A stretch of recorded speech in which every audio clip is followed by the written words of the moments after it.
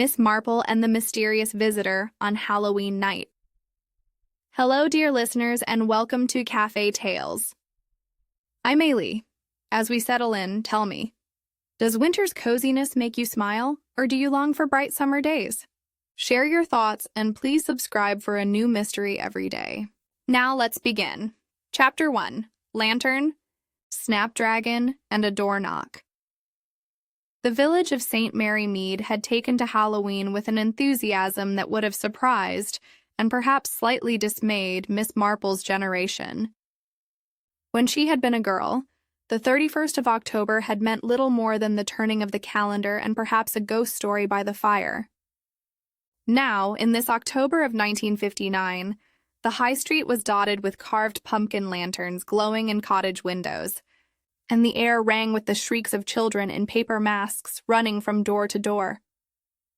Miss Marple, walking arm in arm with her old friend Lady Bantry, picked her way carefully along the cobblestones.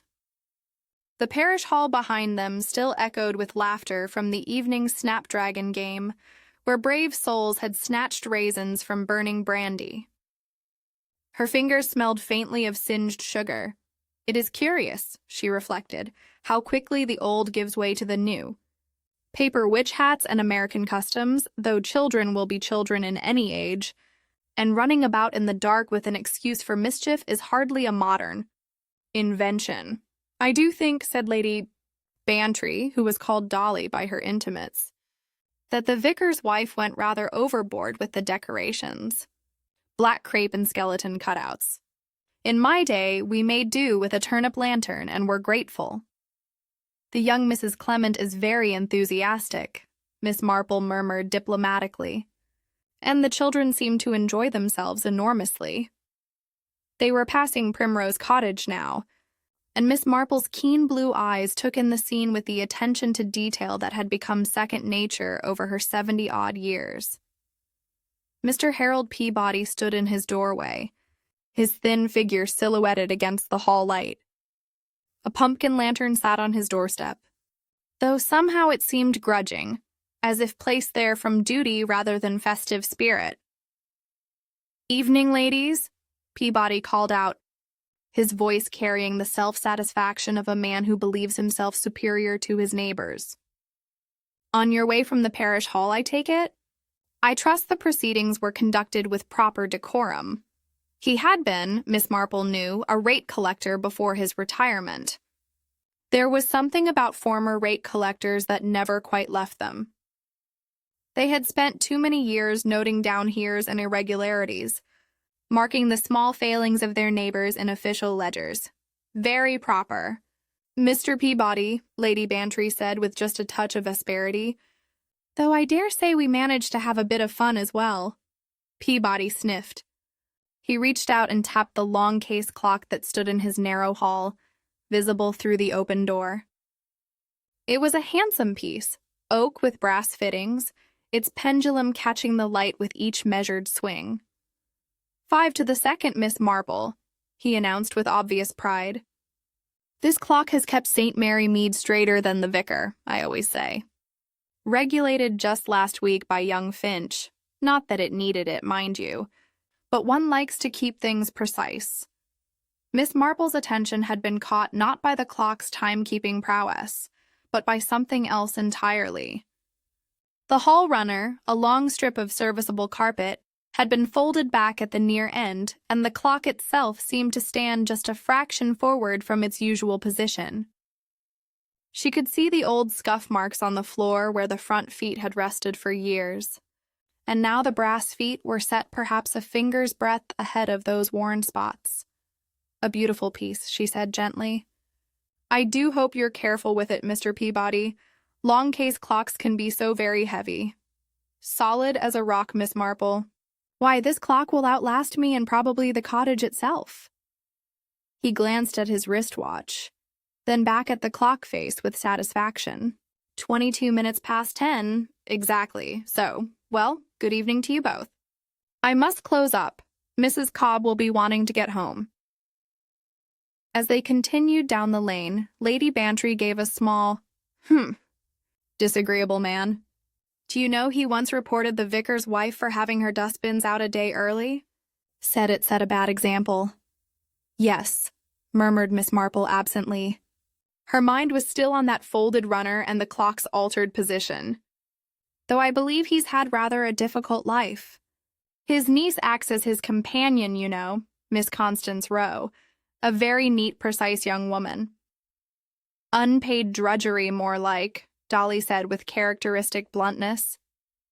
I've seen the girl about the village, always running errands for him, carrying his letters to the post, copying out his accounts. He's too mean to pay her a proper wage. They had reached Lady Bantry's gate now, and the two friends paused. In the distance, they could hear children's voices raised in excitement, and somewhere a door slammed. Will you come in for a nightcap? Dolly asked. Colonel Bantry found rather a nice brandy last month. Thank you, my dear, but I think I shall go straight home. These late evenings do rather tire one out, though I shouldn't admit it. Nonsense! You're fitter than I am, and I'm at least 5 years younger. Lady Bantry squeezed her friend's arm affectionately. Well, sleep well, Jane. Though with all these children careening about, I doubt anyone in St. Mary Mead will get much peace tonight. Miss Marple walked the last 100 yards to her own cottage slowly, her mind turning over what she'd observed. Perhaps it was nothing. Mrs. Cobb, the housekeeper, might have moved the clock when cleaning. The runner might have been folded back for the same reason. And yet, there was something that nagged at her. Some small voice of warning that her long experience had taught her never to ignore. She was just preparing for bed when she heard in the distance a single heavy knock. It was quite distinct from the rattle of children at doors. This was one solid blow, authoritative and demanding. Then, perhaps 30 seconds later, came a crash that seemed to shake the very air. It was followed by a woman's scream, high and sharp with terror. Miss Marple set down her hairbrush with steady hands. She reached for her cardigan, her face thoughtful and very grave. Whatever had happened at Primrose Cottage, she was quite certain it was not a childish prank gone wrong. Murder, in her experience, was a matter for adults, and adult malice was far more dangerous than childish mischief, particularly when it dressed itself in the guise of accident. She opened her door and stepped out into the Hallowe'en night, where paper masks stirred in the shadows, and pumpkin lanterns grinned their empty grins.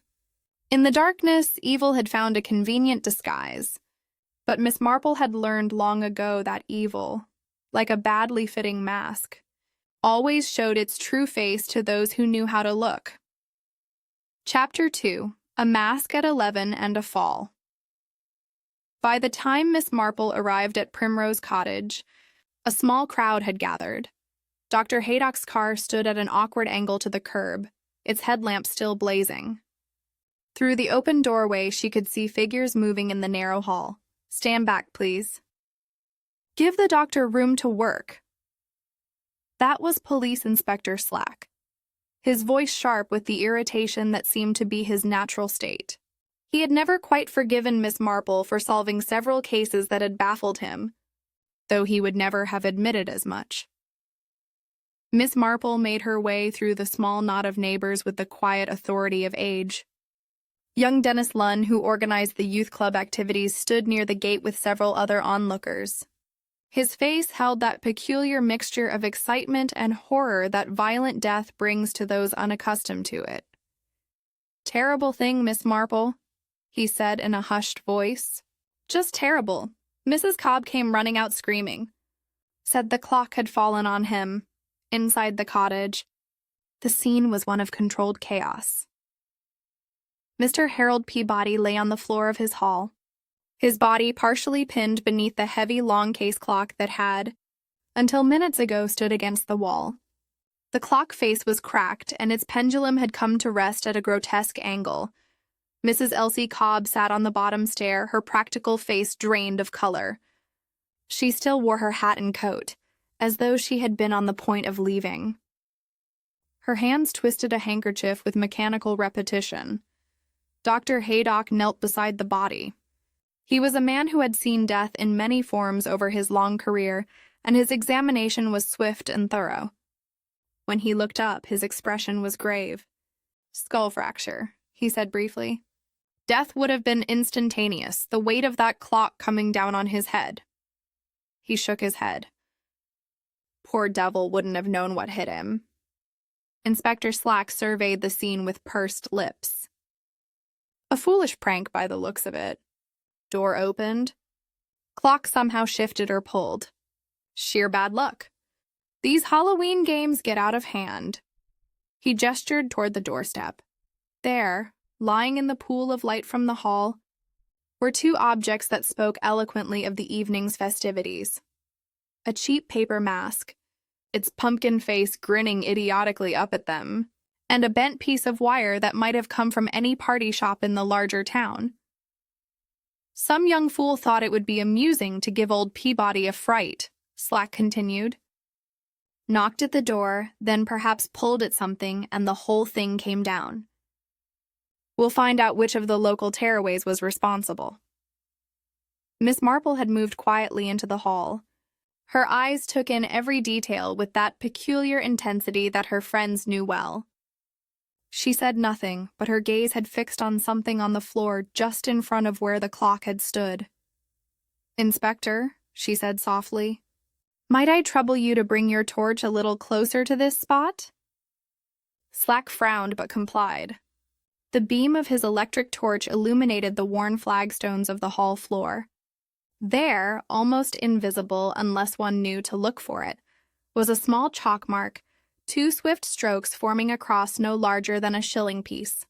"What of it?" Slack demanded. "Children draw all sorts of nonsense on Halloween." Miss Marple knelt with some difficulty, her knees protesting the movement. She studied the mark closely, then touched one arm of the cross with a fingertip. When she held it up, a faint smear of white showed on her skin. "Fresh," she murmured. "And this is Taylor's chalk, Inspector, not the sort children use. See how fine the line is? And here," she indicated a slight smear along one arm of the cross, where someone's shoe has twisted on it. "A heavy person, I should think, from the pressure." She looked up at the fallen clock, then at the door. Her expression was troubled. Constance Rowe appeared in the doorway, slightly out of breath. She was a thin woman in her early 30s, with the kind of features that might have been called handsome if they had not been set in such tight, controlled lines. Her dark hair was pulled back severely, and her coat was buttoned to the throat despite the mildness of the evening. "What has happened?" she asked, and then saw the scene in the hall. Her hand flew to her mouth. "Uncle Harold?" "Miss Rowe," Inspector Slack said with somewhat more gentleness than was his custom, "I'm afraid there's been an accident. Your uncle is dead." Constance Rowe stared at the body, at the fallen clock, at the mask on the step. Her face remained oddly composed, though she swayed slightly. "I was out," she said, her voice flat. "I went to post some letters at the pillar box by the post office. I heard nothing. When I came back," she gestured helplessly. Mrs. Cobb had found her voice. "I was in the back parlor," she said, the words tumbling out, "getting ready to go home. I had my hat on and everything. I heard the knock at the door, just one knock. It was heavy-like, not children playing. They rattle the knocker and run off giggling. This was different." She paused to draw breath, and Miss Marple noticed that her hands still had their frantic movement. "Mr. Peabody." He went to answer it. "I heard his footsteps in the hall. Then there was this sound. Not quite a crash, more like a great thump. And then the terrible noise of the clock falling. I ran out and found him like this. You saw no one?" Slack asked sharply. "No one. The front door was standing open, and that mask was on the step, but whoever knocked was gone." Miss Marple rose slowly to her feet. She moved to the door and examined the chain that hung from the jamb. There was a bright nick on the metal catch, fresh and unmistakable. The letterbox, she noted, had marks on the lower lip of its brass fittings. On the door frame itself, at about shoulder height, there was a faint smear.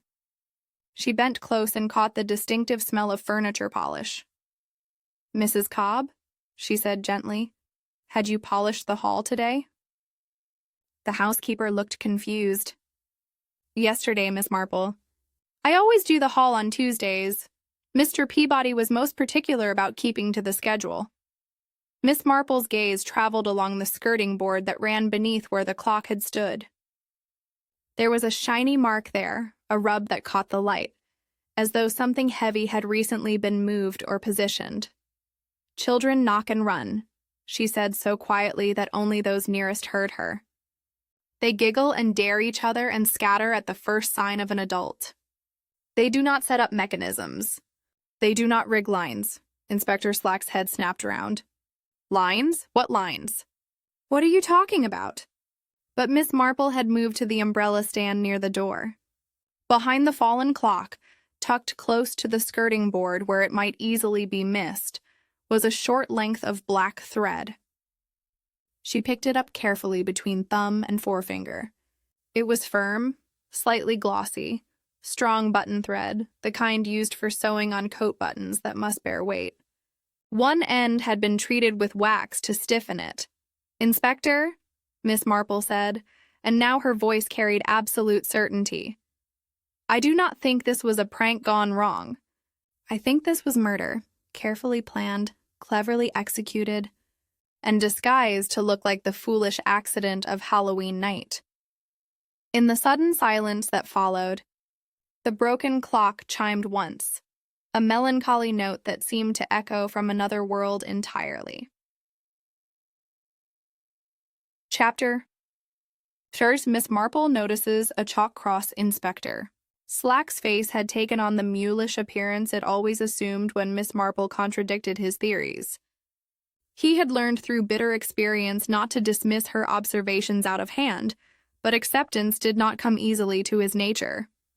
"Murder?" he repeated, investing the word with skepticism. "You're suggesting someone deliberately arranged for that clock to fall on Peabody?" "I am suggesting exactly that, Inspector." Dr. Haydock had risen from his examination of the body and was watching Miss Marple with interest. Unlike Slack, he had long ago recognized that beneath the gentle, fussy exterior lay a mind as sharp as any he had encountered. "You'd better explain yourself." "Jane," he said, using the familiarity of old friendship, "what makes you so certain?" Miss Marple indicated the chalk mark on the flagstones. "This cross was placed here deliberately as a marker. Mr. Peabody was meant to stand precisely on this spot when he answered the door. You see how it lies directly in front of where the clock stood. And notice the slight scuff here where a shoe has twisted. That would be consistent with someone falling, would it not, Doctor?" Haydock bent to look more closely. "Aye, it would.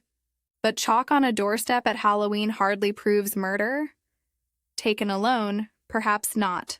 Miss Marple's tone was patient, as though explaining something to a not particularly bright child. "But consider the thread I found. Button thread, waxed at the end. Not the sort of thing that appears by accident in a gentleman's hallway."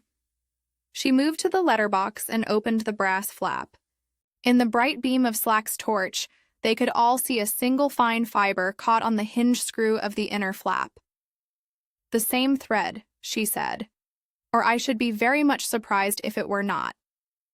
Now, why would thread lead from behind the clock, across the floor, and through the letterbox?" Constance Rowe spoke from where she stood near the door, her voice tight and controlled. "Perhaps children playing some trick. They do thread things through letterboxes. I've heard of it." "Children thread string and pull it to make noises," Miss Marple agreed. "But this thread was positioned with care, Miss Rowe. And there is more." She indicated the doorstep beyond the threshold. "Inspector, if you would shine your torch here, just at the edge of the stone." Slack complied with ill grace. There, barely visible, was a small dark spot that gleamed slightly in the light. "Grease," Miss Marple said. "The sort one might use to help a line run smoothly. Or perhaps wax. A taut line lay here at one time this evening, I believe, running from the letterbox out to where?" The gate? The hedge? Somewhere the person pulling it could stand concealed. Mrs. Cobb had been listening with growing agitation. But I don't understand. How could a thread pull down a great heavy clock like that? An excellent question. Miss Marple turned back to the fallen timepiece. The clock did not need to be pulled down. It needed only to be made ready to fall. Let me show you something else. She knelt again, this time beside the clock itself, running her fingers along its base where it met the floor. The others crowded round, Slack's irritation giving way to reluctant curiosity. The hall runner, Miss Marple said, has been folded back here at the end. You can see the fold quite clearly, and beneath where the clock's front feet stood, there are fresh pin marks in the carpet. Someone adjusted the runner very recently, pinning it into a new position. What of it? Slack demanded. When I passed by earlier this evening with Lady Bantry, I noticed that this clock stood slightly forward from its usual position. You can see the old scuff marks on the floor where its feet normally rest. The brass feet are now set ahead of those marks by perhaps 2 inches. Someone had moved it forward, Inspector, deliberately and carefully. Dr. Haydock whistled softly. Making it unstable. Precisely. A long case clock is balanced carefully by its maker. Move it forward and its center of gravity shifts. It becomes, shall we say, eager to fall. Miss Marple rose and moved to examine the doorframe more closely. She had noticed the polished smear earlier, and now she studied it with care. It was at shoulder height, about where a person's arm might brush if they were standing very close to the frame while doing something that required concentration. Mrs. Cobb, she said, turning to the housekeeper, you mentioned that you polish on Tuesdays. Is that correct? Yes, Miss Marple. Yesterday I did the hall in the morning, just as I always do. And did you move the clock when you polished? Mrs. Cobb looked shocked at the suggestion. Certainly not. That clock is far too heavy for me to shift about. Mr. Peabody would never have allowed it in any case. He was most particular that it should remain exactly where it was. Yet someone moved it today. Miss Marple's voice was thoughtful. Someone who had access to the house. Someone who knew Mr. Peabody's habits well enough to predict how he would respond to a knock at the door. Constance Rowe's face had gone very pale. Are you suggesting it was someone in this household? I am suggesting, Miss Marple said gently, that whoever did this knew Primrose Cottage intimately.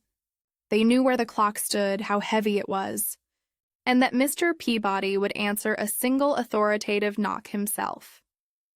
Mrs. Cobb mentioned that children rattle the knocker and run away, but a single heavy knock would bring him to the door, expecting someone of importance. She moved to the small console table that stood against the wall. On it sat a bottle of brown furniture polish, its cork removed. Beside it lay a sliver of white chalk, the expensive tailor's kind, used for marking fabric. Mrs. Cobb, is this your polish? The housekeeper came to look. Yes, that's mine. But I put it away in the cupboard yesterday after I finished. I'm certain I did. And the chalk? Mrs. Cobb shook her head, bewildered. I've never seen that before. I don't use such things. Mr. Peabody wouldn't have had it either. Miss Marple picked up a small card that lay beneath the polish bottle. On it, in neat, precise handwriting, was written a list. Morning, Polish hall, dust drawing room, check linen, order groceries. Miss Rowe, she said quietly, is this your handwriting? Constance's eyes flicked to the card and away again.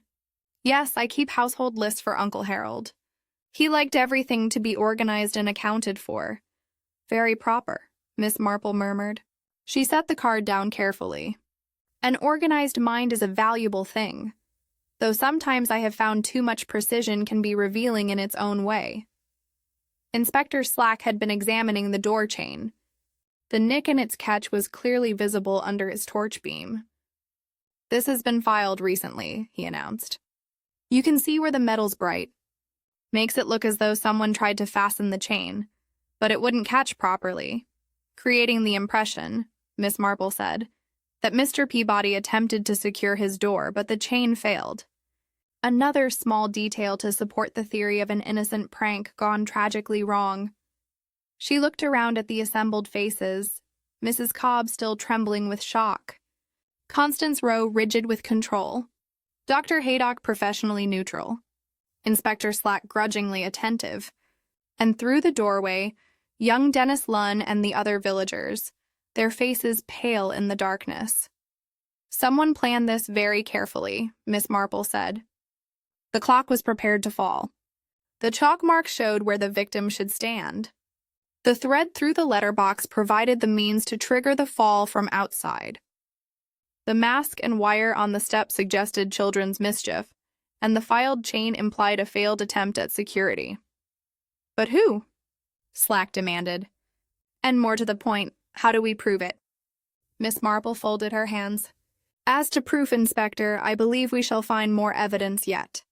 As to who, we must consider carefully who had the knowledge, the opportunity, and above all the motive to wish Mr. Harold Peabody dead. Outside, a gust of wind sent a flurry of dead leaves scattering across the doorstep, and the abandoned pumpkin mask stirred, as though some invisible spirit had breathed life into it. But Miss Marple knew that the evil here was entirely human, and all the more dangerous for that. Chapter 4. The Letterbox Thread. The removal of Mr. Peabody's body had brought a certain quietness to Primrose Cottage, though not the peace one might have expected.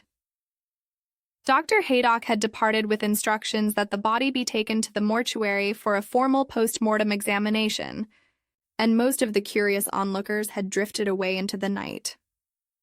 Only the principals remained, Inspector Slack, Miss Marple, Mrs. Cobb, Constance Rowe, and young Dennis Lunn, who had appointed himself a sort of unofficial assistant.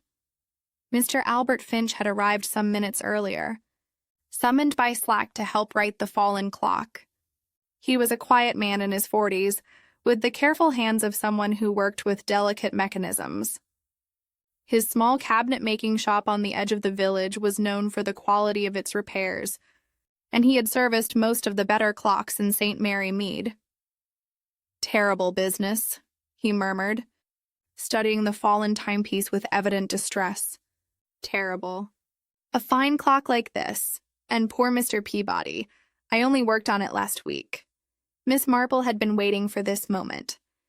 "He regulated it, I understand." Finch nodded, his long face mournful. "Though it hardly needed the attention. Mr. Peabody was most insistent on precision. I cleaned the movement and checked the case for stability. It was sound as a bell, Miss Marple.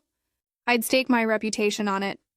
"I'm sure you would, Mr. Finch, and did anyone observe you at work?" The cabinet-maker glanced toward Constance Rowe, who stood by the parlor door with her arms wrapped tightly about herself. Miss Rowe was here. She asked questions about the clock's construction, seemed interested in how it all fitted together. "Indeed."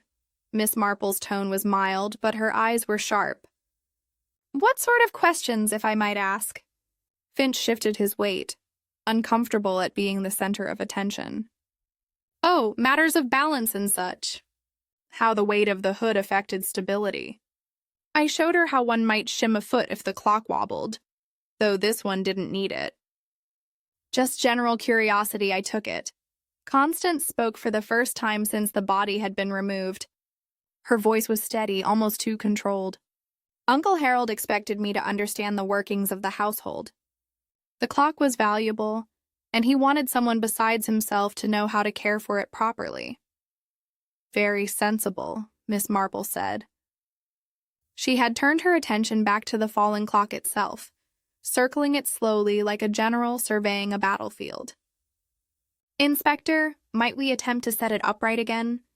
I should very much like to examine the back."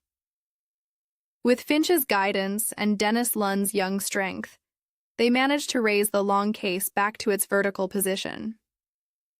The hood had come loose from its moorings, and Finch tisked over the damage with professional dismay. Miss Marple bent to examine the skirting board where the clock had stood. Now that it was moved, she could see more clearly the mark she had noticed earlier. It was a smooth, shiny rub along the painted wood, as though something had been dragged or positioned with care. But it was the back of the clock that drew her most immediate attention. Behind where it had stood, pressed against the wall, was another short length of the black button thread. This piece was longer than the first she had found, perhaps 6 inches, and it too showed the telltale waxy stiffness at one end. "Inspector," she said quietly, and Slack came to look. "More of your thread." "Precisely. Now, if you follow the logic of the thing, a line was required that ran from somewhere on or near this clock, across the floor, and through the letter box to the outside. The pieces we found are remnants. You see, the thread itself would have been much longer, and it snapped when the mechanism was triggered." Slack frowned. "But what was it attached to?" "You can't bring down a clock with a bit of thread? No, indeed. The thread was not meant to pull the clock down. It was meant to remove whatever was keeping the clock from falling once it had been positioned to do so." Miss Marple straightened, a hand pressed to the small of her back. "Let us examine the clock more closely, Mr. Finch, the hood particularly." The cabinet-maker approached with visible reluctance. The hood of the long case had always been his pride, a beautifully proportioned piece with brass finials and a curved pediment. Now it hung askew, one side lower than the other. "The hinges, Miss Marple. Would you be so kind as to show me the hinges that attach the hood to the body of the clock?" Finch pointed to the brass fittings on either side. "Standard piano hinges, Miss Marple. Good quality. They allow the hood to swing open for access to the dial." Miss Marple produced a small handkerchief from her sleeve and used it to lift one of the hinge pins slightly. As it moved, something became visible on the metal shaft. A small bead of brown wax, rather like sealing wax, but duller in color. "How curious," she murmured. "Mr. Finch, should there be wax on this pin?" The cabinet-maker's face had gone very white. "Certainly not. The pins should be clean and seated tight." He reached out and tested it gingerly. "It moves far too easily in its housing, sliding up with barely any resistance. Someone's been working at this, taking it in and out repeatedly, I'd say." The wax was used to make it draw smoothly. "And with the pin loosened," Miss Marple said, "the hood would be less securely attached to the case. It would be hanging by one good hinge instead of 2. Still attached, mind you, but far less stable." Finch looked genuinely shaken. "But why would anyone do such a thing?" Dennis Lunn, who had been listening with growing fascination, spoke up. "I say, Miss Marple, are you suggesting someone loosened the hood deliberately so it would fall forward when the clock toppled?" "I'm suggesting rather more than that, Mr. Lunn. I am suggesting that the hood was meant to lead the fall. With the clock positioned forward, one hinge deliberately weakened and some form of prop at the top." She examined the upper edge of the case carefully. "Yes, here. Do you see this small indentation, Inspector? A shallow mark, as though something thin and flat had been pressed here. A matchstick, perhaps, or a thin sliver of wood." Slack peered at the mark. It was barely visible, but once pointed out, unmistakable. "A wedge," he said slowly. "You're saying someone propped the top of the clock away from the wall with a wedge?" "Precisely." The front feet moved forward on their adjusted runner, the top propped away at the back. One hinge loosened, and the whole structure held in a state of precarious balance by a single small wedge hidden beneath the hood lip. All that remained was to remove the wedge at the crucial moment. Mrs. Cobb had been standing very still throughout this explanation. Now she found her voice. "But how could anyone remove it? They'd have to be here in the hall, and I was in the back parlor the whole time." "Not necessarily." Miss Marple indicated the thread once more. "Suppose the wedge had a thread attached to it, a strong thread, waxed for stiffness, that ran from the wedge down the back of the clock, along the floor behind it across the threshold, and through the letter box. Someone standing outside had only to pull sharply on that thread. The wedge would slip free. The weakened hood would lurch forward, and the entire clock would topple directly onto anyone standing on that chalk mark. The silence that followed was profound. Even Inspector Slack seemed momentarily at a loss for words. It was Constance Rowe who broke the stillness. "That's monstrous," she said, and her voice held something that might have been horror, or might have been admiration. To plan such a thing in such detail, to rehearse it, test it, make certain of every element. What kind of mind would conceive of such an elaborate method? Miss Marple looked at her steadily. "A methodical mind, Miss Rowe. An organized mind that pays attention to detail and takes satisfaction in precision. The same sort of mind, perhaps, that keeps careful household lists and ensures that every task is performed exactly as specified." The color that had returned to Constance's face drained away once more, leaving her looking like a figure carved from wax. Outside, the church clock struck midnight, each note falling into the darkness like a stone into deep water. Chapter Sichian 5. A hinge pin with wax. The examination of the clock had taken on a quality of grim fascination. Even Inspector Slack, never one to appreciate subtlety, had begun to grasp the full ingenuity of what had been done. Albert Finch stood before the damaged timepiece with the expression of a man watching a trusted friend being subjected to indignity. "I should like," Miss Marple said, addressing the cabinet maker with her customary courtesy, "to understand more about these hinges. Mr. Finch, you say they are piano hinges." "That's right, ma'am. Continuous hinges, we call them in the trade. They run the full height of the connection between hood and case. Very secure when properly installed." He touched the damaged hinge with a craftsman's gentle fingers. "This one here on the left, as you face it, is still sound, but the right-hand one," he demonstrated by lifting the loosened pin again. "It moves with a smoothness that speaks of repeated handling." The bead of wax caught the light, a small brown teardrop of evidence. "Could that wax have been there from the original construction?" Slack asked. "Some sort of lubricant?" Finch shook his head emphatically. "Never. A properly fitted hinge needs no lubrication, and wax would be entirely inappropriate in any case." "No, sir, this was applied recently. I'd wager within the last day or two." "When you serviced the clock last week," Miss Marple inquired gently, "were the hinge pins secure then?" "Tight as could be, Miss Marple. I checked them as a matter of course, part of a proper examination. Both pins were seated correctly and the hood was stable." He paused, his face troubled. "Someone's tampered with my work." There was genuine distress in his voice. For a man who took pride in his craftsmanship, the thought that his handiwork had been deliberately undermined was clearly painful. Dennis Lunn had been crouching near the top of the clock, examining the area Miss Marple had indicated earlier.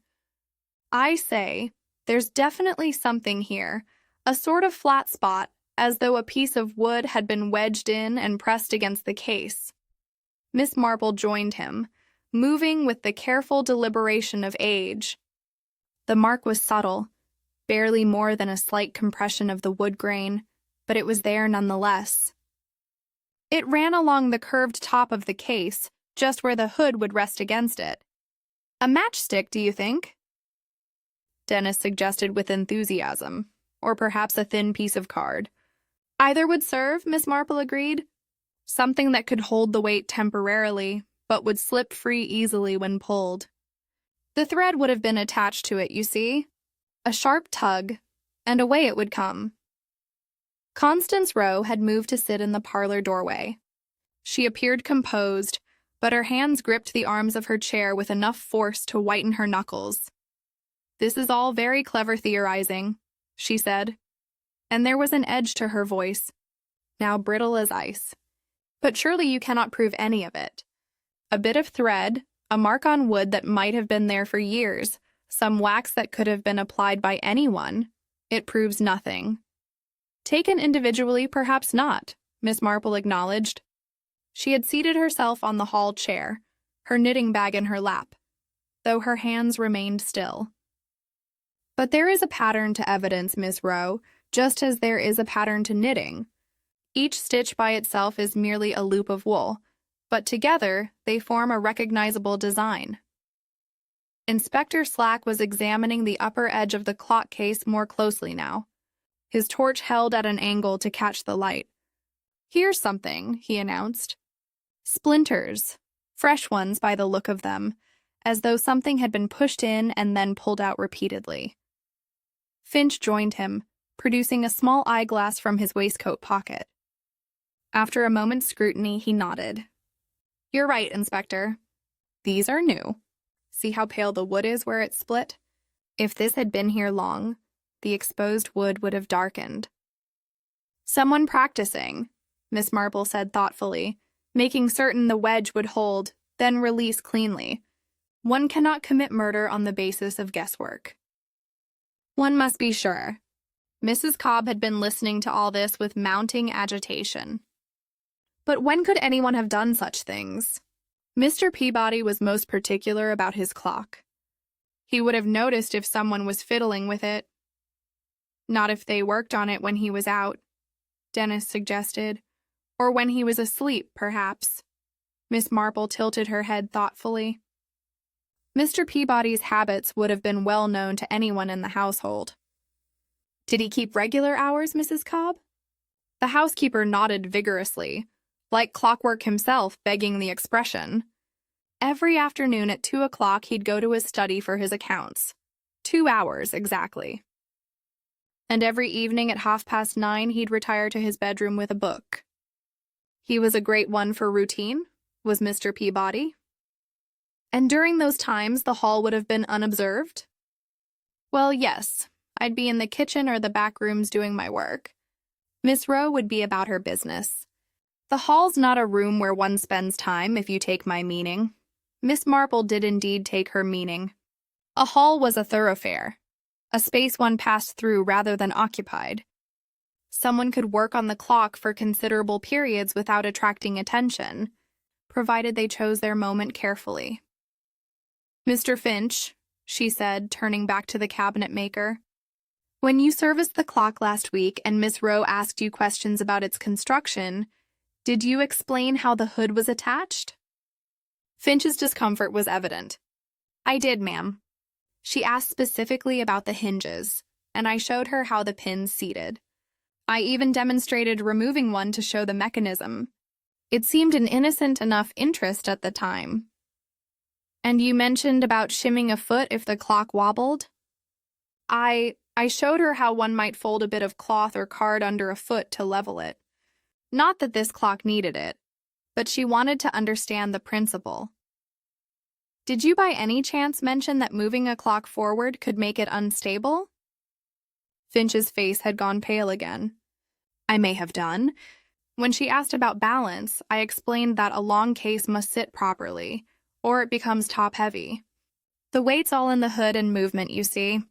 Shift the base forward and the center of gravity moves with it." "So Miss Rowe would have understood," Miss Marple said quietly, "exactly how to make this clock ready to fall." Constance surged to her feet. "This is outrageous. You're twisting innocent questions into evidence of guilt."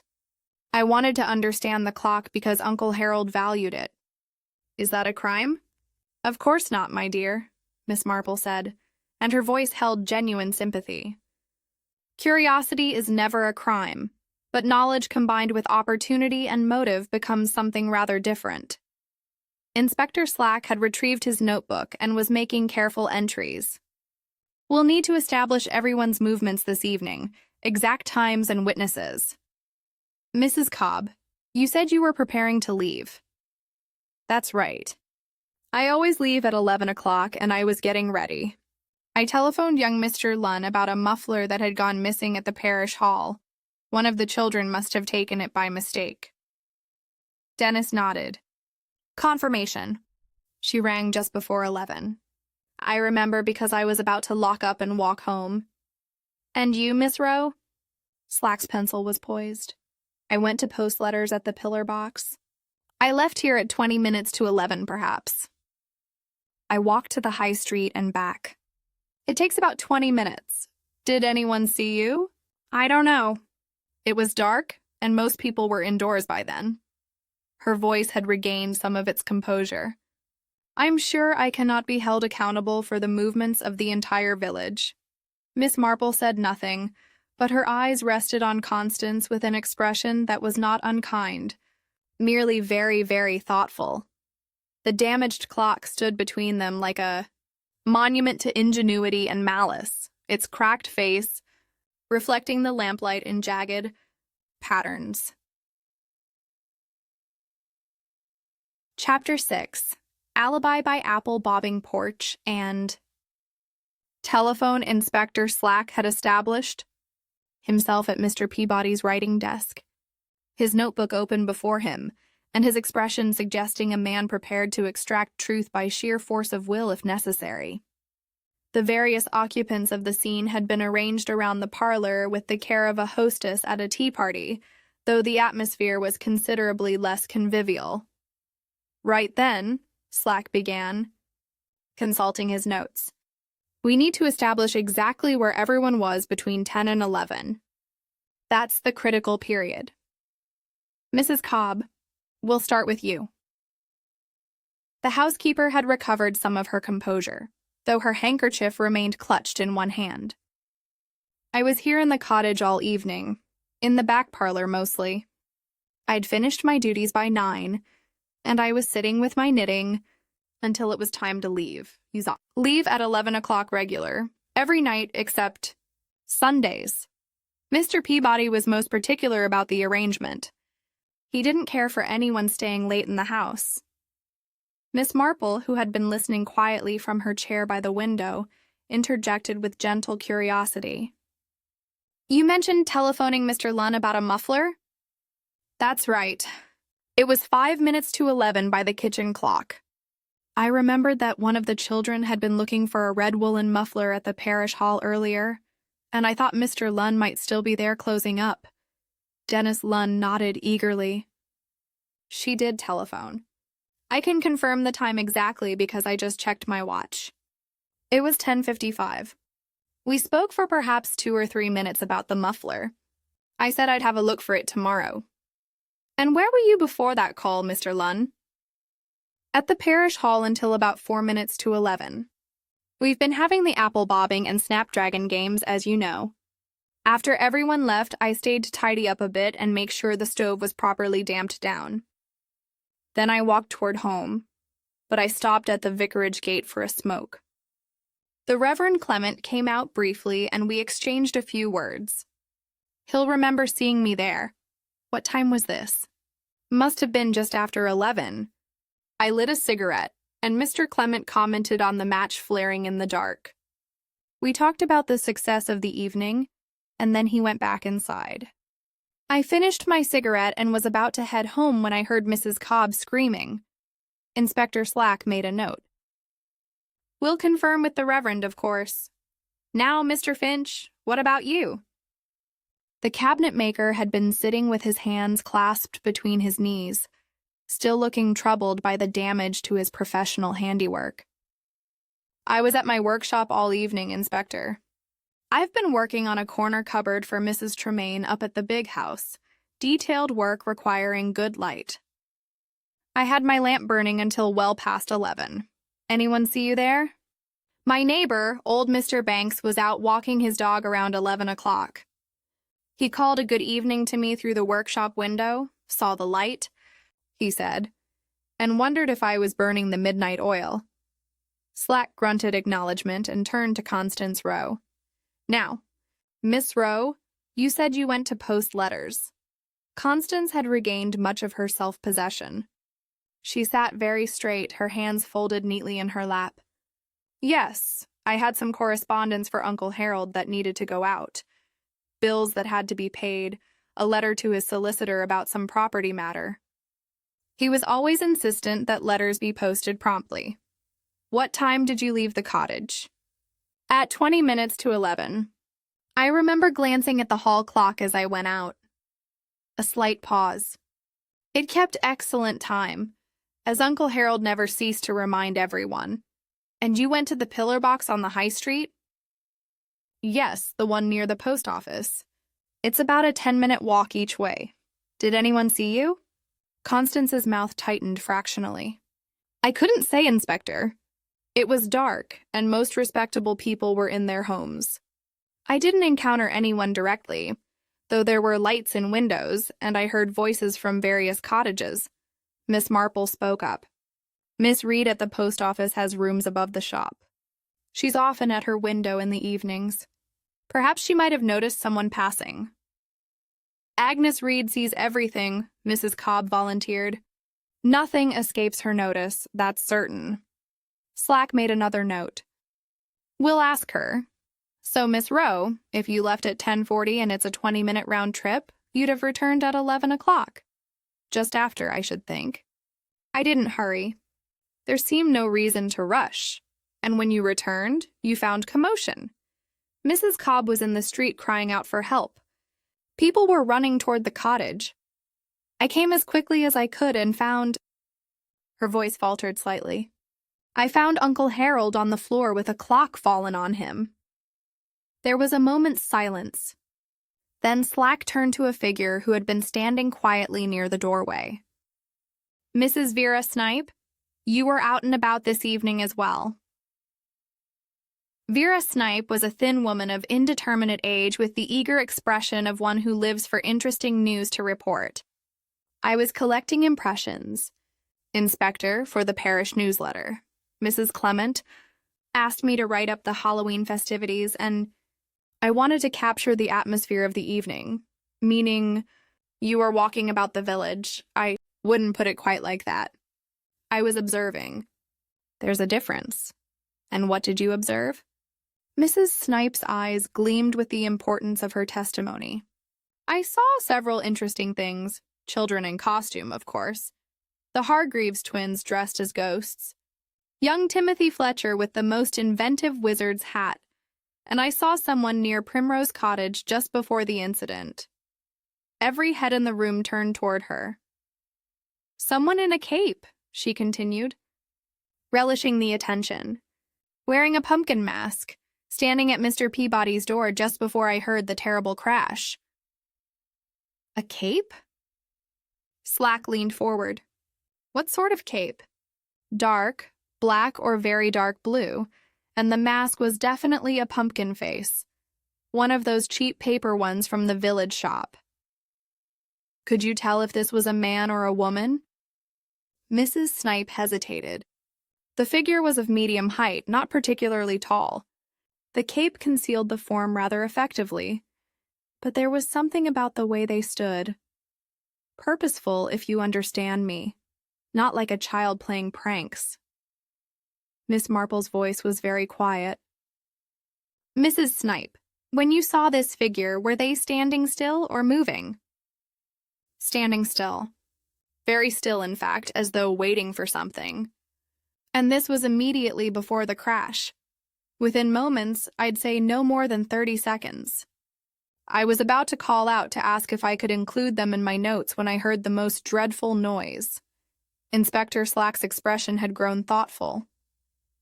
This caped figure, when the crash came, what did they do? I don't know, Inspector. I was so startled by the sound that I looked away toward the noise.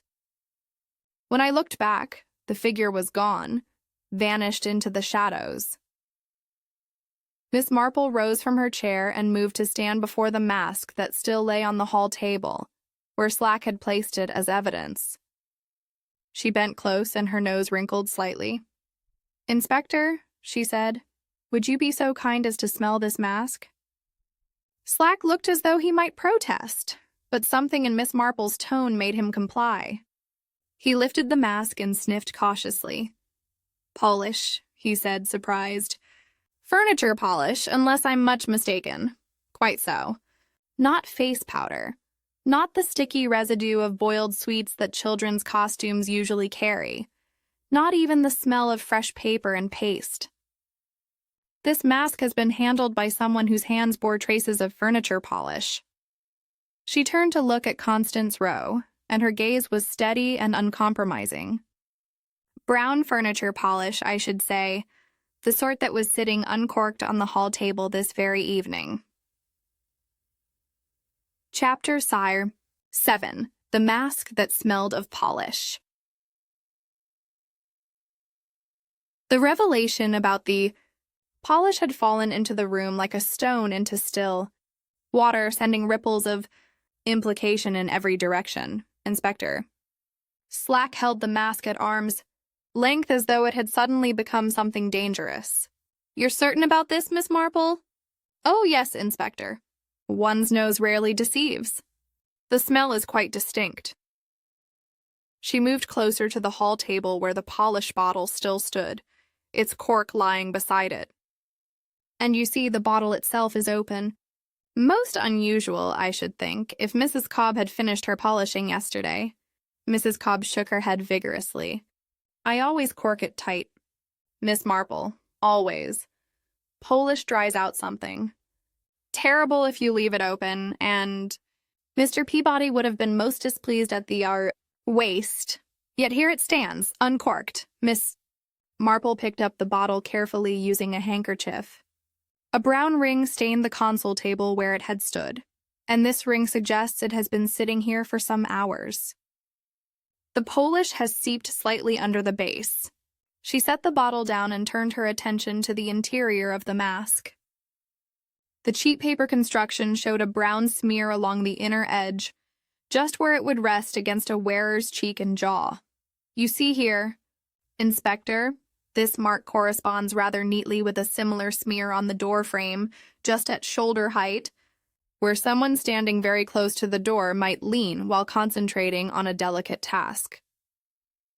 Dennis Lunn had come to look over Slack's shoulder. "By Jove, she's right. That's the same color exactly. But what does it mean?" "It means," Miss Marple said with patient precision, "that whoever wore this mask had polish on their hands or clothing. The mask was handled after contact with a polish bottle. You see, a small transfer, but enough to leave this telltale trace." Constance Rowe's face had become very set. "Plenty of people in this village use furniture polish, Miss Marple. You can hardly accuse someone of murder on the basis of household cleaning supplies." "Quite true, my dear, but consider the circumstances. The Polish bottle stands open on this table beside a piece of tailor's chalk. Mrs. Cobb assures us she put it away yesterday. Someone took it out again this evening, and that someone left it uncorked." She indicated the small card that still lay beneath the bottle. "Your household list, Miss Rowe, Morning Polish Hall, written in your very neat hand. I write many such lists. Uncle Harold expected proper household management. Indeed he did. And you managed it admirably, I'm sure." Miss Marple's tone held no accusation, merely observation. "But tell me, when you went to post those letters this evening, were you wearing gloves?" The question seemed to catch Constance off guard. Yes. Yes, I was. It was chilly. What color were they?" "Dark brown leather." "And had you been polishing anything this evening before you went out?" Constance's pause was fractional, but noticeable. "I may have touched up a mark on the hall table. Uncle Harold was particular about such things. If he noticed a smudge or finger mark, he would comment on it most sharply." "Using the polish that now stands uncorked?" "Possibly. I don't recall exactly." Miss Marple nodded as though this confirmed something. "You see, Inspector, here is the difficulty. Someone wearing a mask stood at this door just before Mr. Peabody died. That same mask carries traces of the polish that stood in this hall. The person who wore it must have had access to this house, to this very room, shortly before the fatal moment." Albert Finch had been listening with growing distress. "But surely children might have come in earlier, perhaps playing about while Mr. Peabody was occupied elsewhere. Children do not wear brown furniture polish on their hands. Mr. Finch, they wear sticky jam perhaps, or the remnants of their supper. Not the specific polish used in this household, Mrs. Cobb ventured a suggestion. Could someone have taken the mask after handling polish elsewhere? Perhaps in their own home? The Polish ring on this table suggests otherwise. This bottle has been open and standing here for hours. And look here. Miss Marple pointed to the skirting board near where the clock had fallen. That shiny rub mark we noticed earlier, that too suggests recent polishing in this specific location, as though someone had been moving or positioning something heavy and wished to ensure no scuff marks remained as evidence. Inspector. Slack had been making rapid notes. So you're suggesting the murderer polished away evidence of their preparations? Precisely. They moved the clock, adjusted the runner beneath it, worked at the hinge mechanism. All of this would leave marks. A careful person would wish to erase those marks, particularly someone who prided themselves on maintaining a tidy household. Constance's hands had clenched into fists. This is all supposition. You're building a case from smudges and smells. Where is your proof? Proof is cumulative, Miss Rowe, like building blocks. Each piece supports the others. Miss Marple returned to the chair she had vacated earlier. Let us consider what we know. The clock was prepared to fall by someone with knowledge of its construction. The preparation required access to this house and time to work undisturbed. The polishing away of evidence suggests someone concerned with the appearance of the household and the mask worn by the figure Mrs. Snipe observed carries the distinctive smell of this particular polish. She paused, her eyes moving from face to face. Mrs. Cobb was in the back. Parlor and telephoned Mr. Lunn at precisely 5 minutes to 11. Mr. Lunn was at the vicarage gate with the Reverend Clement at the time of the murder. Mr. Finch was in his workshop with a lamp burning, visible to his neighbor. But you, Miss Rowe, were out walking alone in the dark with no one to confirm your exact whereabouts. I was posting letters. Were you indeed? Yet Miss Reed, who sees everything from her window above the post office, may tell us whether anyone approached the pillar box at that hour.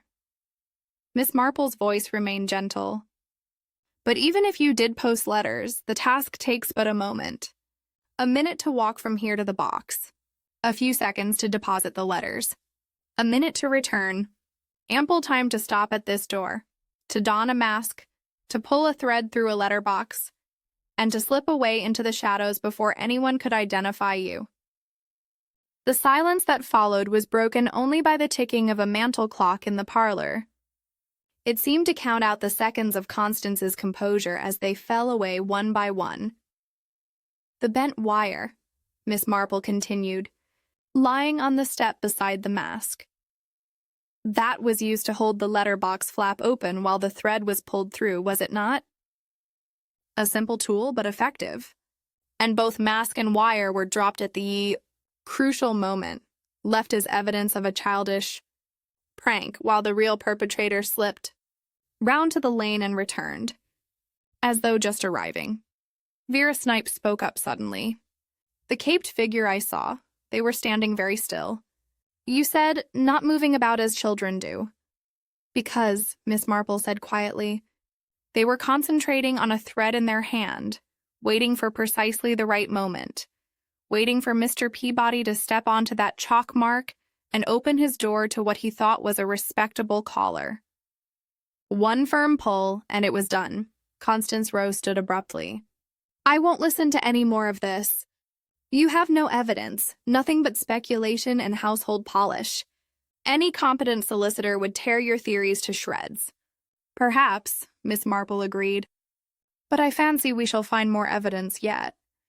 Your gloves, for instance, Miss Rowe, the brown leather ones you wore this evening. I suspect they may show traces of wax from the hinge pin, and possibly fibers from the button thread. Evidence has a way of clinging to those who handle it, no matter how careful they believe themselves to be. The color drained from Constance's face, leaving it the shade of old ivory. Chapter 8. A Hand. That moved the clock. Inspector Slack had taken the suggestion about the gloves with the alacrity of a man who finally sees solid ground beneath his feet. Miss Rowe, I'll need those gloves. The brown leather ones you say you were wearing this evening. Constance's jaw tightened. They're in my room. I'll fetch them. Inspector Crimmond will accompany you, if you don't mind. Slack gestured to the constable who'd been standing quietly by the door. Just a precaution, you understand. The two disappeared up the narrow staircase, their footsteps creaking on the old boards. In their absence, an uncomfortable silence settled over the parlor. Mrs. Cobb dabbed at her eyes with a handkerchief. Albert Finch stared at his hands as though they belonged to someone else. It was Dennis Lunn who finally spoke. I say, Miss Marple, you really think Miss Rowe did all this? Set up that elaborate mechanism and everything? She seems so, well, ordinary. Murder is often committed by ordinary people, Mr. Lunn. Indeed, I have found that the most dangerous criminals are frequently those who appear most respectable. They understand how society expects them to behave, and they use that understanding as camouflage. Miss Marple had moved to examine the fallen clock once more. Mr. Finch, despite his distress, could not resist the professional impulse to follow her. You said earlier, Mr. Finch, that you had shown Miss Rowe how to shim a clock foot if it wobbled. Did you demonstrate with this particular clock? The cabinet maker nodded reluctantly. I thought, as I mentioned, it didn't need shimming. The demonstration was purely theoretical. I showed her how one might fold a bit of cloth or slip a card beneath a foot to adjust the level, and she watched carefully. Most carefully. She asked several questions about balance and weight distribution. Wanted to understand the principles, she said. Miss Marple bent to examine the hall runner once more. The fold at the end was held in place by 3 pins, their heads bright against the dark carpet. These pins are new, are they not? The brass is still shiny. Mrs. Cobb came to look. Those weren't there yesterday. I'm certain of it. The runner lay flat when I did my polishing. So someone pinned it up this very day. Miss Marple's fingers traced the fold, creating a small platform, as it were, beneath the clock's front feet, lifting them just enough to shift the balance forward. She straightened and turned to Finch.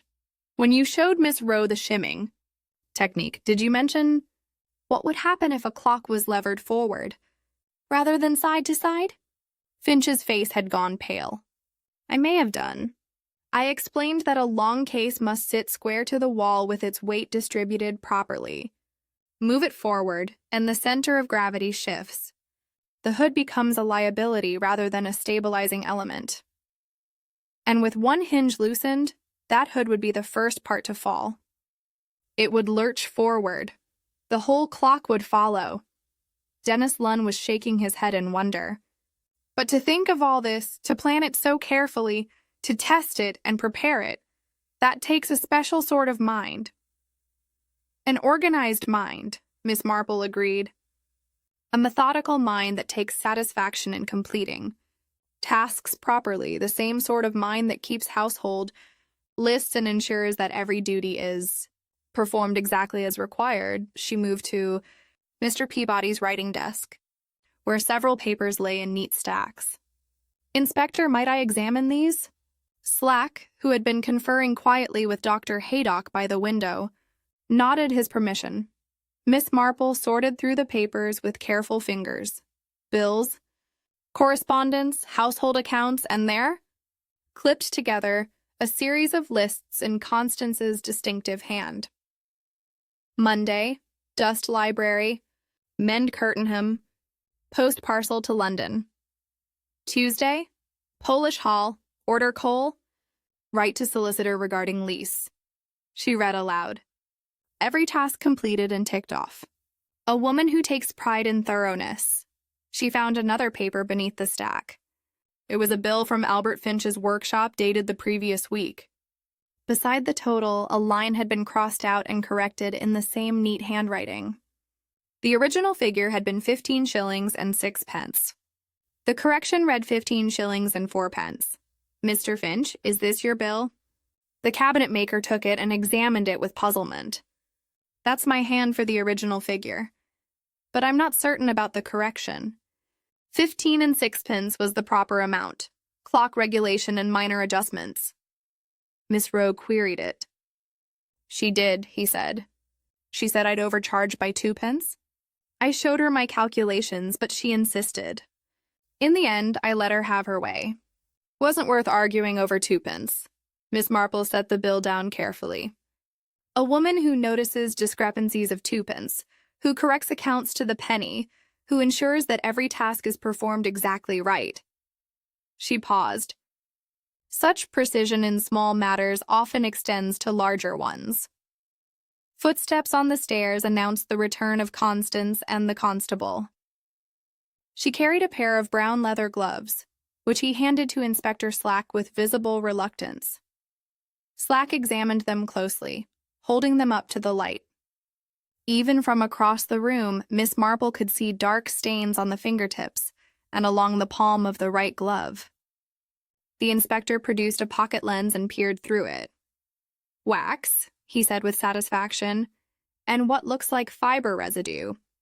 We'll need to have these examined properly, but I'd wager these gloves have been in contact with both wax and strong thread. Constance's composure was beginning to fracture. I may have touched the clock when dusting. Wax could have transferred then. When did you last dust the clock, Miss Rowe? Miss Marple's question was gentle but insistent. I don't recall exactly. Recently? Mrs. Cobb, when was the clock last dusted? The housekeeper thought for a moment. Last Friday, I believe. I did it myself. Mr. Peabody didn't trust anyone else with it. So Miss Rowe would have had no reason to touch the clock since then, unless, of course, she was working on the hinge mechanism. Miss Marple turned back to Constance. Did Mr. Finch explain to you how the hinge pins could be removed? He may have mentioned it.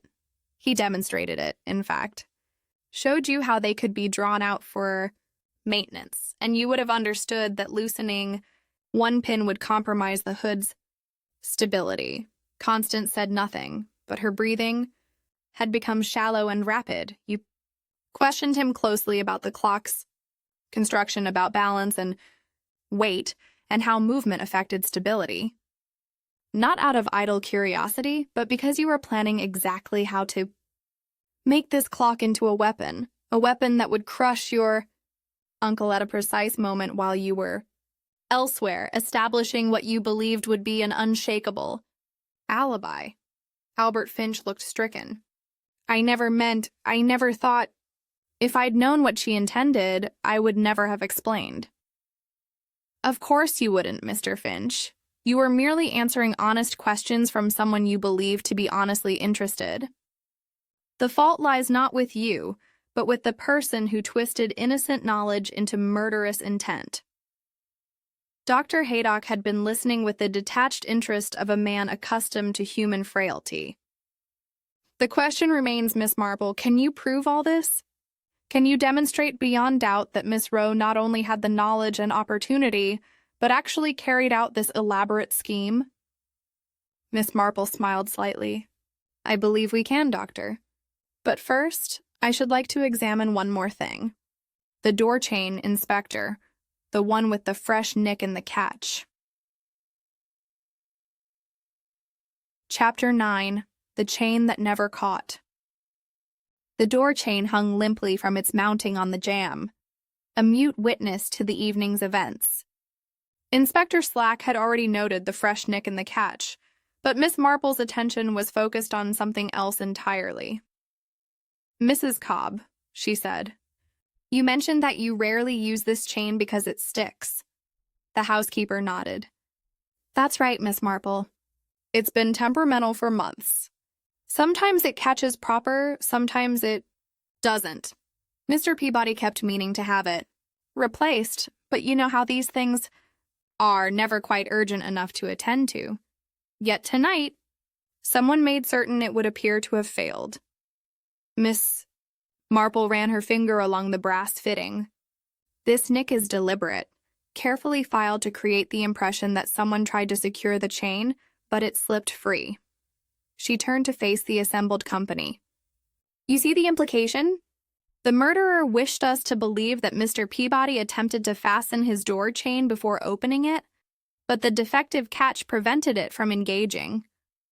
Another small detail to support the narrative of an unfortunate accident.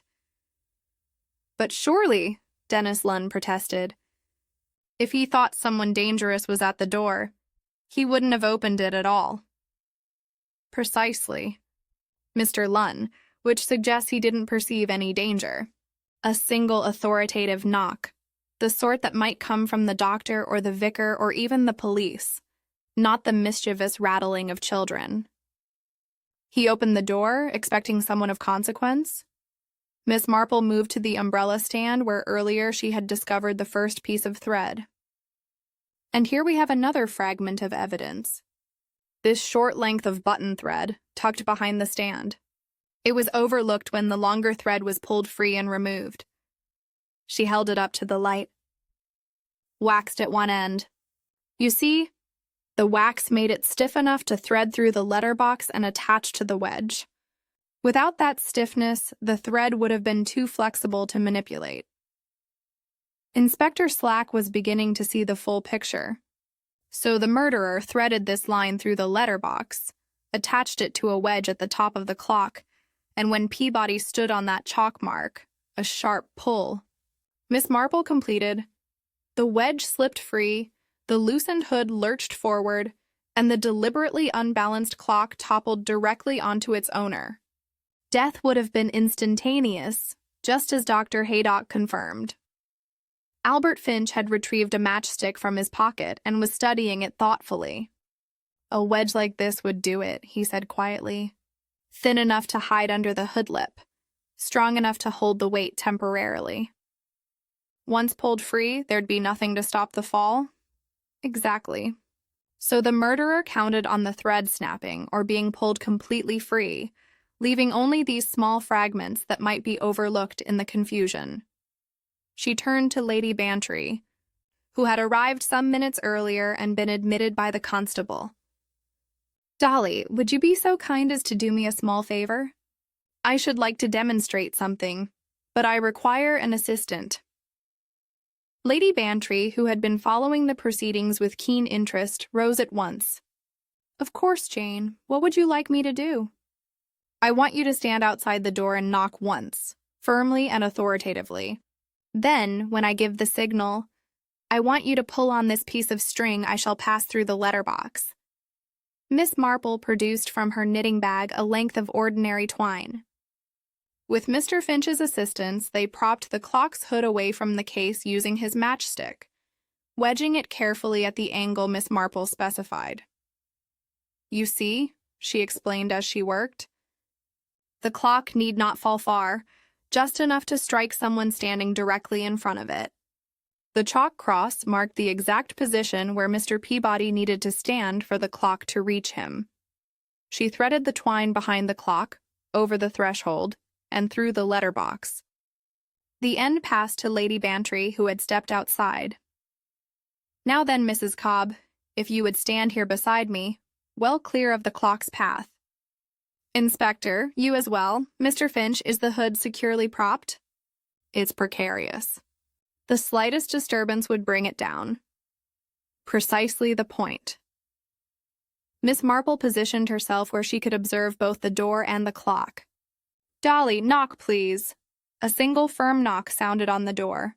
And now, pull the string. There was a moment's resistance. Then the twine tugged, the matchstick slipped free from its position, and the hood of the clock lurched forward with terrifying suddenness. The entire structure teetered, and for one heart-stopping moment, it seemed certain to crash to the floor. Mr. Finch and Dennis Lunn leaped forward to steady it, their combined strength preventing the fall. Good heavens. Mrs. Cobb gasped. It would have come down right where someone standing at the door would be. Indeed, Miss Marple's voice was steady despite the dramatic demonstration. And if the clock had been positioned even more precariously, as it was earlier this evening, Nothing could have prevented the fall. The weight of the hood alone is considerable. Combined with the momentum of the toppling case, the force would be more than sufficient to crush a man's skull. Lady Bantry had come back inside, her face pale. That's diabolical, Jane. Absolutely diabolical to stand outside and pull a thread knowing that inside someone was about to die. Murder at a distance, Miss Marple agreed. The killer need not even see their victim's face. They had only to pull the thread and walk away, leaving the mask and wire as evidence of a tragic prank. Constance Rowe had been watching this demonstration with an expression that had progressed from rigid control through fascination to something approaching despair. Now she spoke, and her voice was barely above a whisper. You cannot prove I was the one who pulled that thread. Can I not? Miss Marple turned to face her directly. Your gloves bear traces of wax and thread fiber. You had the knowledge, taught to you by Mr. Finch. You had the opportunity, living in this house with access to the clock at all hours. You have no alibi for the crucial time, merely a story of posting letters that no one can confirm. The mask smells of the polish you used in this hall. And most damning of all, you have motive. Motive? Constance's voice cracked slightly. Mr. Peabody's will. Inspector, I believe you'll find that Mr. Peabody recently changed his testamentary dispositions. Mrs. Cobb mentioned that Miss Rowe had written to his solicitor about some property matter. I suspect that matter concerned his will, and that Miss Rowe discovered she was to be left with very little, despite years of unpaid service. Inspector Slack consulted his notes. We can check with the solicitor tomorrow if there's been a recent change to the will. There has, Constance said suddenly. Her composure finally shattered, and tears began to stream down her face.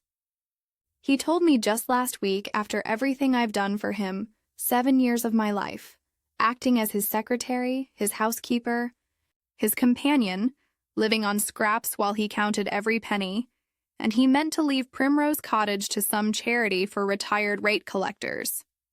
I was to receive £50. £50 for 7 years. The room had gone very quiet. Even the ticking of the mantel clock seemed subdued.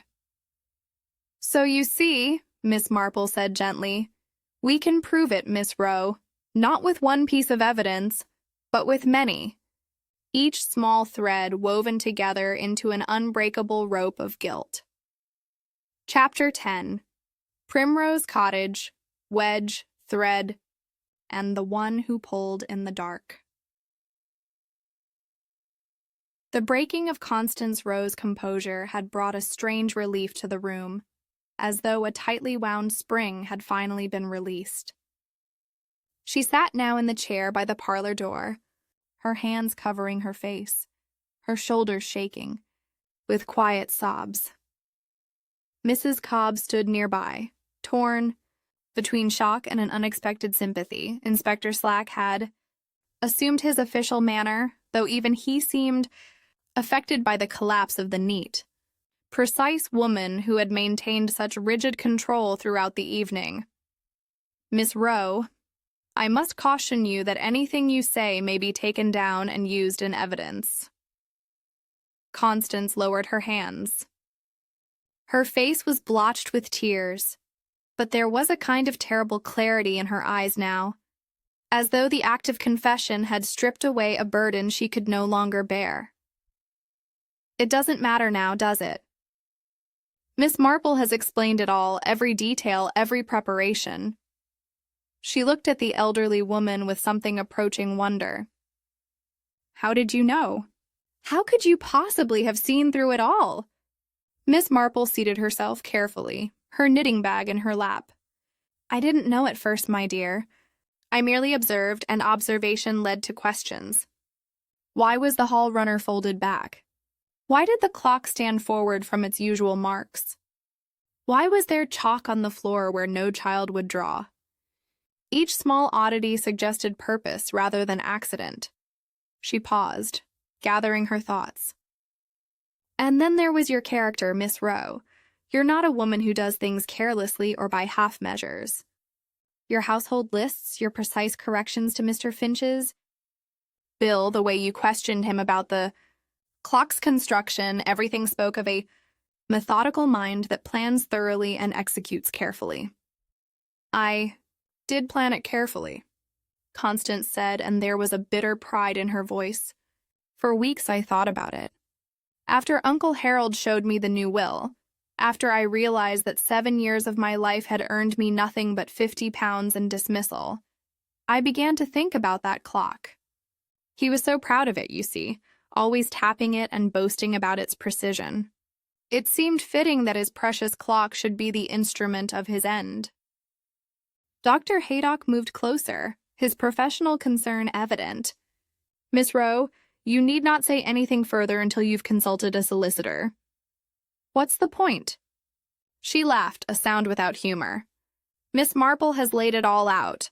The wedge, the thread, the weakened hinge, the mask, every piece of my clever plan. I might as well tell the rest. Miss Marple's expression held compassion, but no compromise. How did you do it, my dear?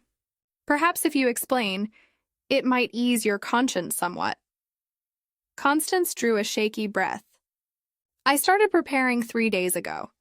Uncle Harold had his routines, and I knew them all. Every afternoon in his study for 2 hours, every evening in his bedroom from 9. During those times, I worked on the clock. The hinge pin first, Miss Marple prompted gently. Yes, Mr. Finch had shown me how it could be removed. I practiced taking it out and replacing it until I could do it quickly and quietly. Then I rubbed wax on it so it would slide easily but still hold. I tested the weight, tried different positions for the wedge. I needed to be certain it would work, Albert.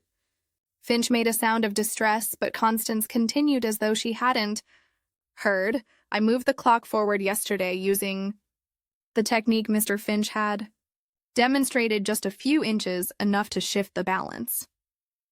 I pinned the runner beneath the front feet to hold it in position. Then I positioned the wedge at the top, hidden under the hood lip, and threaded the button thread through the mechanism.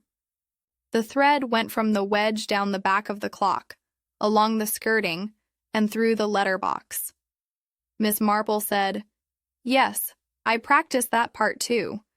I needed to be certain the thread would pull cleanly and the wedge would slip free." This afternoon, when Uncle Harold was in his study, I did a final test. Everything worked perfectly. Her voice had taken on a distant quality, as though she were describing something that had happened to someone else. This evening, I polished away the marks my preparations had left. I was wearing my brown gloves, and some of the wax must have transferred to them. I didn't think anyone would notice such a small detail. One rarely does, Miss Marple observed. But small details have a way of accumulating into larger truths. At 20 minutes to 11, I went out as I'd planned. I posted the letters just as I told you, but then I came back carrying the mask and cape I'd hidden in the garden earlier. I put them on in the shadows by the hedge, Lady Bantry shivered. And you stood at the door, waiting. I had to time it precisely. Mrs. Cobb would be leaving at 11, and I knew Uncle Harold would be alone in the hall. I knocked once, the way an important visitor would knock. I heard his footsteps approaching, and then I pulled the thread. The room had gone deathly quiet. Even the clock had ceased its ticking, or so it seemed. I felt the wedge come free. I heard the crash and Mrs. Cobb scream. I dropped the mask and wire and slipped around to the lane, then came back as though I'd just arrived. No one saw me, or so I thought, but Mrs. Snipe had noticed the caped figure. And the mask smelled of polish, Miss Marple added quietly. The polish you had used to erase evidence of your preparations? Constance nodded dully. I should have thought of that. I should have cleaned the mask before I used it. But there were so many details to remember, and I thought I'd been so careful. Inspector Slack had been writing rapidly in his notebook. Constance Rowe, I am arresting you for the murder of Harold Peabody. You're not obliged to say anything, but anything you do say will be taken down and may be given in evidence. As Constance was led away by the constable, she paused briefly beside Miss Marple. You said I could have been valued elsewhere. But who would value a woman of 32 with no money, no prospects, and 7 years spent as an unpaid servant? I had nothing. Uncle Harold made certain of that. Nevertheless, Miss Marple said, and her voice held genuine sorrow, you had your life and your freedom. Those are not nothing, my dear. You have traded them for revenge, and that is a poor bargain indeed. When Constance had been taken away, the remaining occupants of Primrose Cottage stood in subdued silence. It was Dennis Lunn who finally spoke. I say, that was rather awful, wasn't it? I mean, one can almost understand her reasons, even if one can't condone what she did. Murder is always awful, Mr. Lunn, Miss Marple said. It is the ultimate failure of human restraint. Miss Rowe believed herself trapped, and perhaps she was. But she chose to escape through the death of another, rather than through the harder path of starting anew elsewhere. Dr. Haydock shook his head. A clock as a murder weapon. I've seen many methods in my years, but never one quite so elaborate. It was clever, Miss Marple acknowledged. But cleverness is not the same as wisdom. A wise person would have recognized that 7 years of bitterness is quite enough, without adding murder to the account. Inspector Slack closed his notebook with a decisive snap. Well, Miss Marple, I'll admit you've done it again. Seen what the rest of us missed, and puzzled out the whole business, though I don't mind saying I'd have got there eventually. I'm quite certain you would have. Inspector, Miss Marple said with perfect courtesy, and only the faintest hint of a smile. Lady Bantry linked her arm through her friend's. Come along. Jane, you've had quite enough excitement for one Halloween. I'm taking you home for that brandy Colonel Bantry found, and I won't hear a word of protest. As they walked down the path from Primrose Cottage, the pumpkin lanterns still flickered in cottage windows, and somewhere a child laughed. The night had returned to innocence, though the evil that had briefly worn a mask had left its mark. You know. Dolly, Miss Marple said thoughtfully. I believe that next Halloween I shall stay at home with my knitting. A quiet evening by the fire seems infinitely preferable to mysteries and murder. You say that now, Lady Bantry replied with affection. But I know you, Jane Marple. If there's a puzzle to be solved, you'll be there to solve it. Brandy or no brandy? Miss Marple smiled. Perhaps you're right, my dear. Perhaps you're right. Behind them, Primrose Cottage stood dark against the autumn sky, its long case clock silent at last.